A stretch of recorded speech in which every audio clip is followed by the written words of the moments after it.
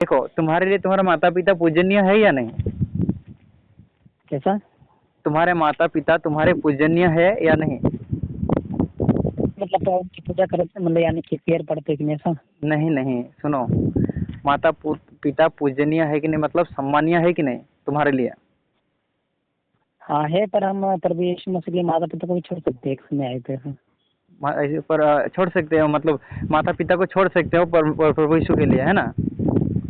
तो तुम छोड़ सकते हो माता पिता को प्रभु यीशु के लिए? यस, बिल्कुल छोड़ सकते हैं। बिल्कुल छोड़ सकते हैं। मतलब तुम इतना प्यार अपने मम्मी पापा से भी नहीं करते हो, है ना?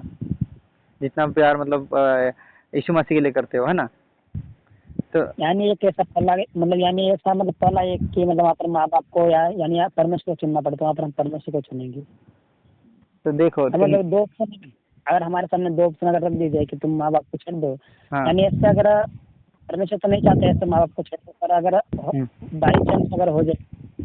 देखो, माता पिता से कोई अगर तुमको जुदा करने की बात करे तो ईश्वर नहीं हो सकता। मैं तुम्हें ये बात बता दूं, माता पिता दुनिया का सबसे पहला ईश्वर है जिसने तुझे पाल पोस के इतना बड़ा किया ताकि तुम एक दिन जाके उनको ये कहो कि तुम मतलब माता पिता तुम मेरी बात नहीं मान रहे, प्रभु यीशु को ईश्वर नहीं मान रहे हो और इसलिए मैं तुझे आज से छोड़ देता हूँ। और तुम्हारे ये किताब में ये लिखा है स्पष्ट रूप से कि अगर तुम्हारे माता पिता कहे चलो हम किसी और को इबादत करें या पूजा पाठ करें तो उसको पत्थर से मार डालो, बोल रहे हैं माता पिता को। तो तुम ये भी करने के लिए रेडी हो?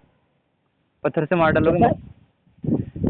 तुम्हारा प्रभु परमेश्वर कह रहा है, ठीक है, कि अगर तुम्हारे माता पिता ये तुम्हें आज कहे कि चलो हम आकाश की पूजा करते हैं, सूर्य और चंद्रमा की पूजा करते हैं, तो अपने माता पिता को पत्थर वहा करके पत्थर से मार के मार डालो, बोल रहे हैं। तो क्या तुम मार डालोगे?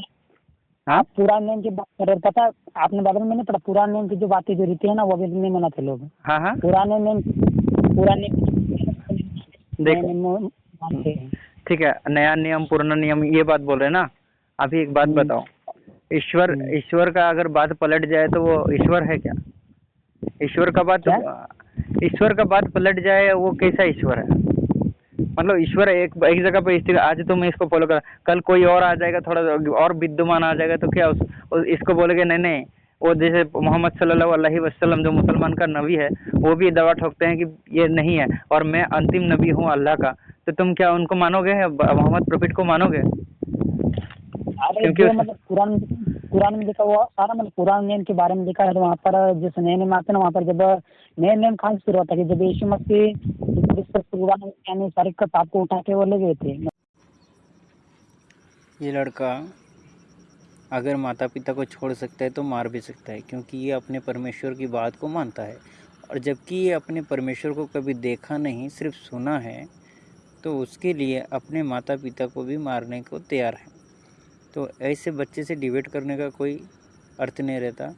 अब ज़रा सोचिए, इनकी मानसिकता देखिए कि जिसने पैदा किया उसको छोड़ने के लिए तैयार है, और जिसको देखा नहीं, जस्ट सुना है, और जिसके बारे में अच्छे से पढ़ा भी नहीं, उसके लिए अपने माता पिता को छोड़ने के लिए तैयार है। वाह।